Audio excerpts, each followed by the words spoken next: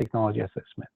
But when the next robot comes to the market, which will disrupt the whole procedure pathways, it will need a lot of implementation issues that should be tested in a very systematic way. So we have been interested in this at least for the past 10 years, but there are many challenges to get to those points. Some examples. So there are two types of innovation. I call it the one-step innovation, or the pharma model, which you work a lot, do a lot of R&D and research, clinical research, you come to the market, you have a 8, 10, 12 years and you can ride on it. And then there is a medical device innovation, which we don't have patents, right? Strong patents that no one can. How can I patent heart rates, which I'm going to change with my technology? I can't. So technology, and there is very easy way to reverse engineer. So the burden is usually on the first come to the market, which are few companies that are taking those risks, and the others come after with a fraction of R&D that is needed. However, this means that the innovation, the device, the technology will have gradual improvement based feedbacks, biofeedbacks, expert feedbacks from the surgeon, from the patient, from the technology itself, and most importantly, by the rapid improvement in other technologies, in polymer technologies, in metal technology advancements, in microchips, in electronics, etc. So by the time that we introduce a technology, a more complex technology to the market, and it's adopted, most probably we are at the 3rd generation of that technology. So it's an incremental improvement in the system, which has a significant impact on policy making, decision making in HTA. I'll give you an example. This is interesting. One of our devices, TAVI, is now kind of everywhere, and it's used, but it has a very first indication that TAVI had was for extreme risk inoperable patients. So these are aortic stenosis patients, usually very old, and they cannot be operated on, and they have a really dire health state. So it was introduced, and I'd like you to look at the dates. So it was taken by the inquiry services, April. It was had rapid response. It was done again and again, and there was the first review and the second HTA and the third one, and again it was done by different people and also in the hospitals. And this is in a span of just 2 years. And so this was for when it was introduced for the extreme risk inoperable patients. And it was to the point that somebody wrote a paper on it, the evidence-based medicine rapidly taking technologies, which is different from what usually we read when we are reading about the pharma. And also Dr. Drummond, Michael Drummond, wrote a paper around what it takes to do economic evaluation on these technologies. And I want you to read this part. It's saying, excellent illustration of the complexities in evaluating medical devices. It is clear that the procedures for the evaluation of drugs cannot simply be applied to the devices. So Michael Drummond is saying, and he has, I think, 3 or 4 papers on differences between drug and device evaluation. So this is one of the problems, and I tell you what, this is very recent, 2016 from SQO, that they looked at the, remember we had severe extreme case, now we have indication for high-risk patients, and as we speak, we finished another clinical trial, SURTAVI. Now, as we speak, we have indication for intermediate risk patients.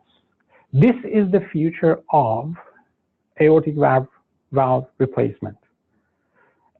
The system is falling way behind because the cohort is increasing very fast, faster than it's adopted in the system. So in Europe now we have indication use of TAVI and also in States for intermediate risk patients. What does it mean? The timing matter in these rapidly changing technologies. We cannot really sit and wait until a clinical trial is finished and do an HTA, make a decision. By the time that the decision is made, third, fourth, fifth indication / generation of technologies are in the market. This is an interesting graph from Ramsey about how and when we can do a HTA on a device. The reality is, if we do HTA at point A, it's the beginning of an introduction of a technology, which takes a lot of time to get experience and expertise to use that technology. But if we do the analysis at point B, meaning that the surgeons are comfortable with doing that, the structure is in place, the post-op cares are in place, so the outcomes are very, very different. So if you make a decision at point A, there is a probability that it's a negative recommendation. Well, if you do it at point B, it's a complete different story. Implementation of a technology is very important in medical devices. I'll give you an example for EVAR. So this is a few years old. The NHS looked at the endovascular stent grafts for abdominal and aortic aneurysms. At the time, it was kind of it was like TAVI. It was expensive, it was disruptive, it was a different.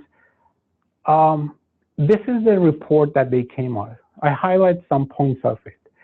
The rates reported in trials were higher. The technology has significantly improved since RCTs, and procedure has improved. So the results are very different. You remember I mentioned that when we do systematic reviews and we find an RCT and say, holy grail of evidence, and we forget about everything else, usually it happens, not always. This is an example that is completely incorrect because the observational studies that come years after are more accurate and representative of a technology when it's used for many years. So if we do a system, and this is kind of bothering me a bit because very recently we had this challenge. Somebody did a systematic review, they came up and say, well, what you're asking now is different what have been asked 10 years ago. A different game and a different question and a different sets of trials were designed to answer those questions. So what you're asking now is not a question anymore. It's given. You should ask this question. So that's why dialogue is very important in this. Another issue that we have in our healthcare system that impacts health technology assessment, health economics, whatever we do, is the silos that we have. I downloaded the Ministry of Health balance sheet, and I took the numbers out of it, and this is the pie chart. 25% is going to OHIP, 50% is going to LINS, which is covering the hospitals. There is 9% for provincial programs. Capital is meaning kind of repairing hospitals, not really buying an MRI, etc. So this is the part, and you can see here the blood services, the CCO, ADP, and all the numbers, which are kind of very small amounts when they are doing it. But the reality is, silos are from the top. And when it comes to your hospital, for example, the same thing is happening. Pharmacy budget usually not transport. They are not going to give a penny to surgical services, and they are not going to give a penny to internal medicine or ER for that matter. So these silos, so what is the kind of what is the ramifications of these silos? We do an economic analysis. We show that if you switch the care from point A, let's say an operating room, to point B, which can be a clean room, which we have a technology under review right now as we speak, Haley knows about it. And then what happens? And that is, but we cannot really share the savings because the OR manager is never ever going to give up her budget or his budget and give it to the internal medicine and saying, here it is, use this technology. So that's part of the challenge that we are observing in implementing of new technologies.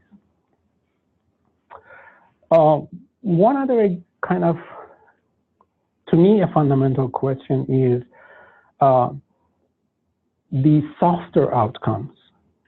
We are, unfortunately, I'm one of those guys, if I call myself a researcher, compared to you guys, I'm not, but I'm not really convinced quality is the outcomes that we should look at.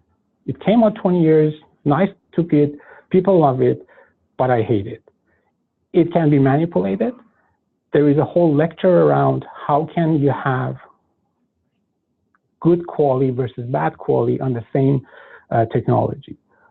But I think we are at the stage that we can change that dynamic and we can look at what really matters. These are two examples of spine surgery. One is open, and the other one is one of our technologies that is MIS, like minimally invasive surgical procedures, that they put a hole and put the pedicle screws in. I had a really scary photo. I decided not to put it in. It was too bloody, but this is interesting because look at the outcomes between these two technologies. The blood loss. In the economic analysis, we usually get the kind of shoulder, it's not my budget, it's blood services budget, so it's not my hospital, so I don't care. But the most important part, kind of to me, is the Band-Aid after the surgery. Having a huge cut versus a couple of holes. Have you really asked the patients what do they prefer? And that is the outcome of interest, and that should be the outcomes of interest. And by the way, SF6D, EQ5D, that doesn't count. It's a matter of understanding what does really matter to the patient when they have a disease state. That's a big gap in our system. And people really don't consider this factor here. In preparation for this meeting, I asked my friends globally to give me some facts that what is happening in their respective countries. $2 if somebody can read this one, is Dutch. So my Dutch friend sent me this email, this slide, and said, this is what our Dutch people are considering. It took me a while to get my head around it, but the reality, essentially what it says, we have this 50,000 willingness to pay ICER. I, for one, don't know where it comes from precisely. The only reference that I could find was under the Pakis 92 paper, and then nothing else. And we have this threshold, which is kind of engraved in our system based on quality, which I dislike. The Dutch are now looking at DALY, disability adjusted life years, and they're asking a very fundamental question in my mind. What if your technology is having very small improvement in your disability or health state, you should not get a lot of leeway. Thresholds are low. However, if you have a technology or introduce a technology which has a very significant improvement in your health state, you should be rewarded for that technology. In other words, we have to have a scale of ICERs, not just one number. That, to me, is very, very interesting. So we don't have just one fixed number in the system anymore. We have a scale, and we can look at something which is more meaningful than quality. And by the way, we can scale them based on the outcomes. That intrigued me. This is something that the Dutch are looking at. You can't talk about HTA and not talk about NICE. So I talked to my friend he has been the industry representative at NICE for 6 years.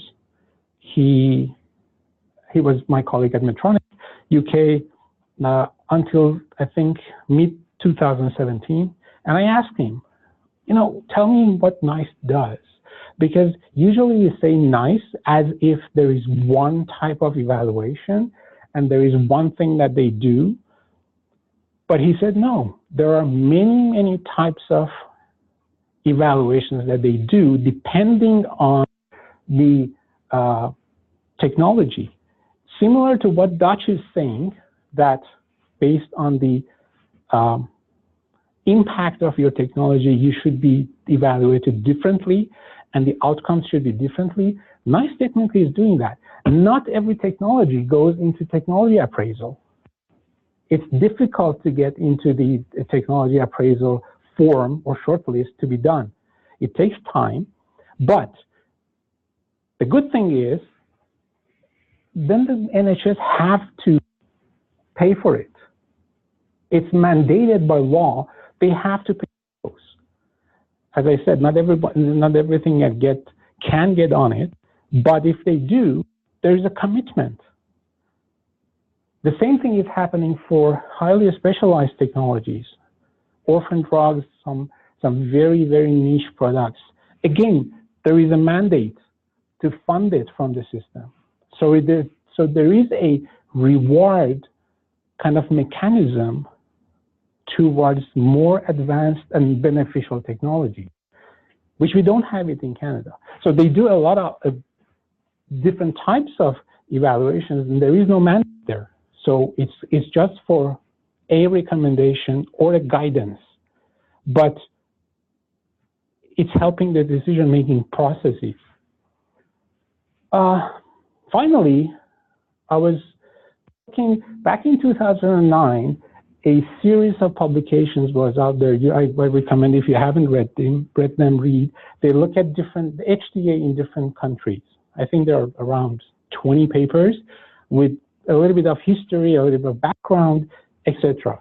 So Egan Johnson published this one, which was the history of, and back in 2009, they mentioned something interesting, and I quote, "Others who are doing assessments by focusing on one technology at a time will eventually recognize the advantages of reviewing and assessing all options concerning a specific technology."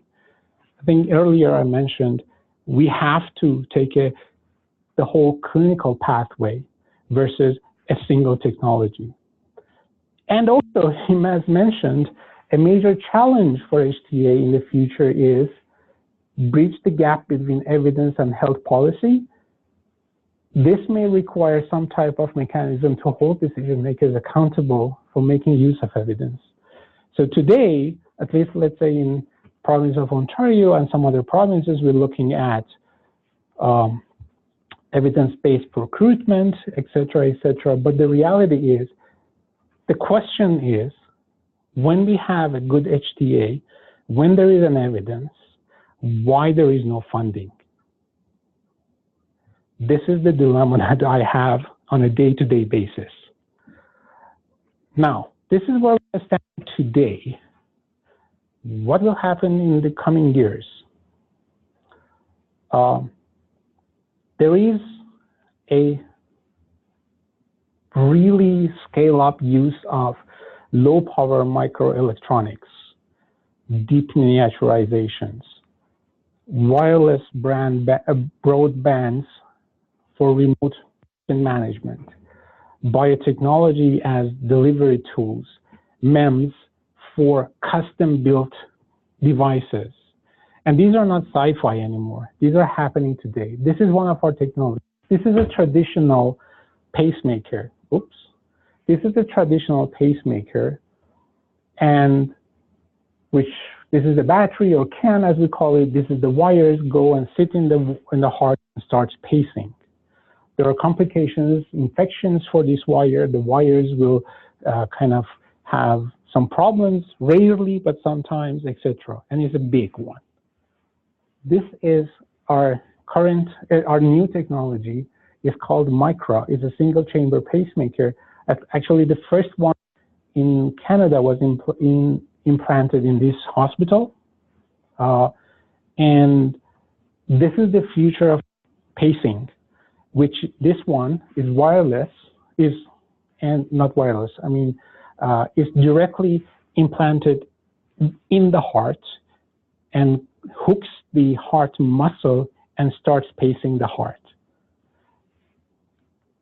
And there are many, many technologies. This is a very interesting one. American company is working on nanotechnology for drug delivery through eyes, and so many others. So the fundamental question is, we have a process in place for doing HTA, but what will we do when these things come up more rapidly than we expect, especially the MEMS? If you kind of don't know it, please Google it. They can make customized medical devices, technically, any device, medical one of them. So it's individualized technology per person, per condition. And by the way, I mean, finally, I really don't want to have my legs fixed at 1910. I prefer to have, if God forbid, need surgery to a room, which means we need to have technology implemented in our systems. Thank you.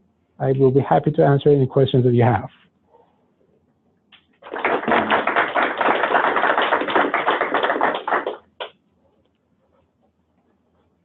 Yes. When you were saying the Dutch method of how much benefit, there was sort of different thresholds. I think the problem I had with that is, doesn't it kind of depend on the denominator? So, for example, say there was health technology that was used to treat a condition that only sort of 5% of patients responded to. If you responded, you were, say, cured of the condition. So the benefit of that technology and that 5% is amazing. But when you do the health economic valuation, obviously averaged across the whole population, because you don't know who that 5% is going to be, then the benefit kind of washes out. So you have a very effective technology, but only works with a small percentage of patients. If we did our normal health economic valuation, said, oh, this is cost effective. If we then gave, say, we said, oh no, there's a higher threshold because only a smaller number of people benefit, maybe you could run into some. I suppose that method works if the benefit is equal across all patients, but if you've got some patients that are not going to benefit and some patients that are going to benefit very highly. I think they are discussing, as I said, this specific slide and discussion is around disability adjusted life years. So that's the denominator that they are considering for this one. But answering to your question in a different way, what is the problem if we say a technology should be used in this certain group of people? But if you couldn't identify that group before. Yeah, we can. So that's why I mentioned earlier, in an ideal world, the decisions should be in a very, very collaborative way with the clinicians, experts in that field. So I don't see any problem, and actually we do kind of stratify patients in different fields for different technologies, for different types of treatments that they can get. So I really don't see any problem if we say we are going to fund or use this technology if the patient meets the criteria, which is happening today in practice.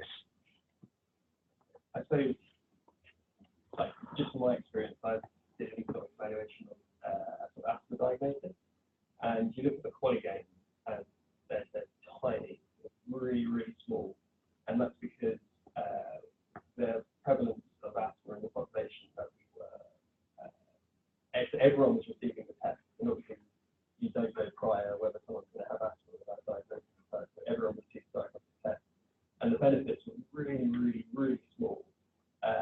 But that was because for those who did have asthma and they were getting diagnosed early, their benefits were really good, but they just happened to be a very small number of the population. So we had this issue where we were, going back to stakeholders saying, oh, this diagnostic test is really good, and now like, oh yeah, the quality gain is tiny, they're next to nothing. But that was because only a small number in a large population of benefits. There were still people benefiting, they were just a smaller number in the wider context. I don't know if it's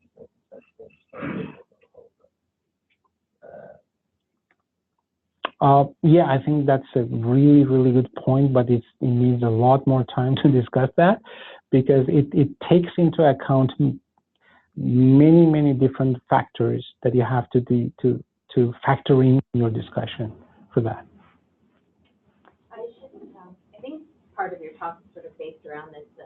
I've been reading a lot of papers about the importance of real-world evidence now, yes, and incorporating it in. So essentially, what you're saying is that's a huge factor right now that we should be taking more seriously with the real-world evidence and using it within. I think my opinion is any evidence that is collected and generated in a systematic way is valuable.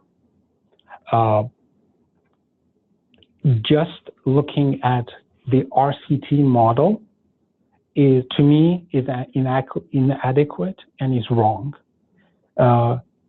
Real world data, a lot of data is now generated through pharmacies, patient utilization of drugs. A lot of data is generated through EMRs. Like in one of my colleagues in States, they are looking at a very large area, looking at the GP or family physicians' EMRs to understand the optimized therapies that they are receiving. It's not never going to be published as a trial, but I think the message here is that the whole notion of RCT is the best is not applicable anymore. Maybe in some cases, but there are many, many other sources of data that are equally useful. I had a couple of slides, I didn't use that. There are studies that have shown observational studies at a large scale are as good as, and the results are very similar to RCTs. So I think the message is yes.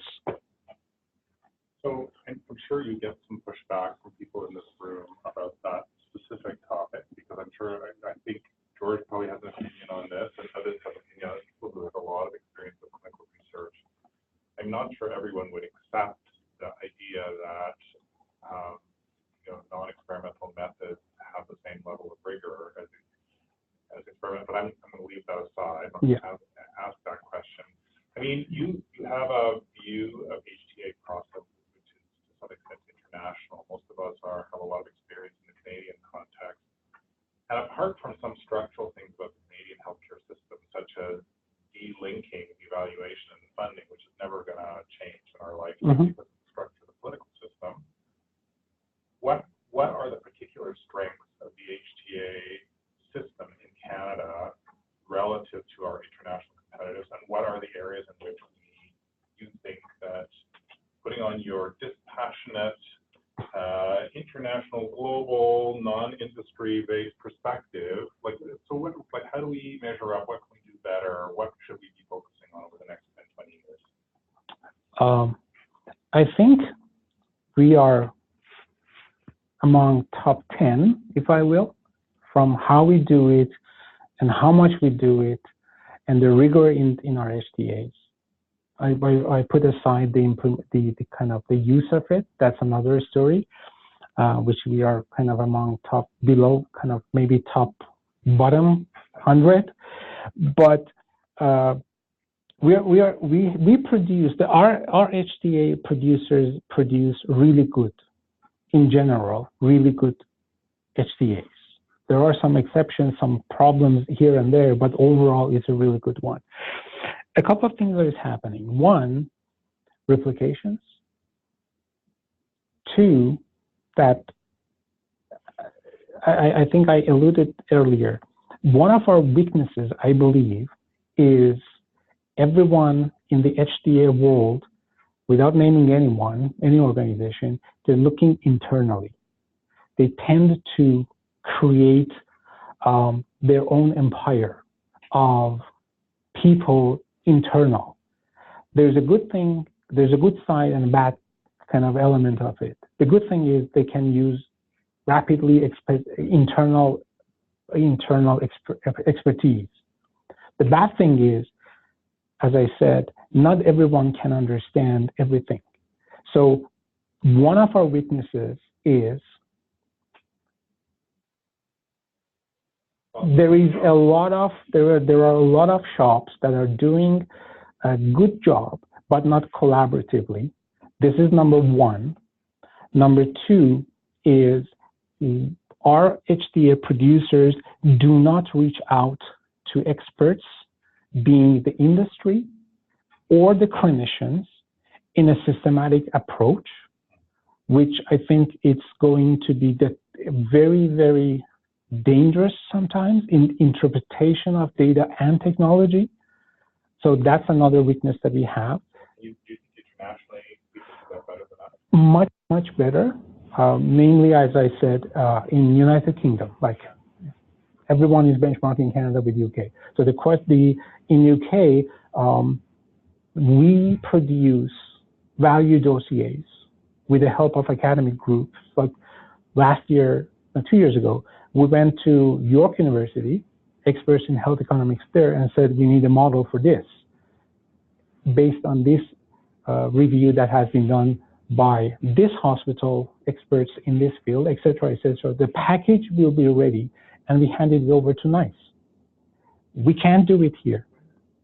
So this is one of the problems. I think I mentioned about the expertise and capacity that I personally don't understand why everything should be done in-house. That is one of the challenges. So you have many good universities. Like I see, there are even differences between the provinces. Some provinces tend to have more internal focus. I'm talking about the HTA producers. Some provinces, they're more external focused. They commission their studies to universities. Even in Canada, there are a wide variety of approaches here, which I believe it's better to have commissioned out, reviewed internal, collaboratively with others. So I give you one example. Very recently, like in October, one of our technologies was under review. After so many communications, finally, the HTA producer accepted to meet with me. And in the first 5 minutes of our meeting, after, hi, hello, how are you? We quickly realized their perception and understanding of our technology is completely wrong. They were looking at the technology for a therapy or for a approach that is not approved. We didn't make a claim. We didn't want to make a claim. We are years before we can make that claim, but they have considered that part of the technology which was completely misleading. So we had to go and say, wait a minute, we are not saying that. And this technology is not designed for that purpose at this point of time. So if we had not that meeting, they would have gone forward with their evaluation, and they had come with a completely misleading kind of recommendation at the end, or understanding of the data. So this happens when there is not enough open communication line with clinicians, with other organizations, especially universities and hospitals. And then the other thing is,